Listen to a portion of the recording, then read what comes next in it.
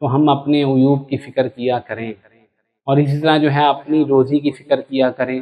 دوسرے کیا کماتے ہیں، مجھے اس سے کیا لینا دینا، دوسرے کیا کھاتے ہیں، مجھے اس سے کیا لینا دینا، دوسرے کیا پہنتے ہیں، کیسے بات کرتے ہیں، مجھے اس سے کیا لینا دینا۔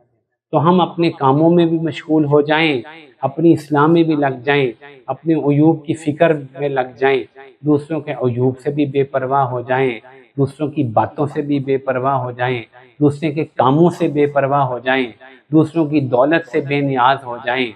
زندگی جو ہے واقعتاً طوبہ تو جنت کا درخت ہے، زندگی یہاں پر جنت بن جائے گی۔ اللہ تعالیٰ ہمیں سمجھ دے۔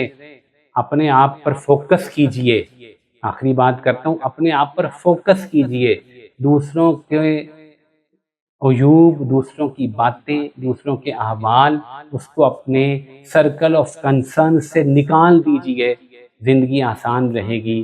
جزاک اللہ، وآخر دعوانا الحمدللہ رب العالمین۔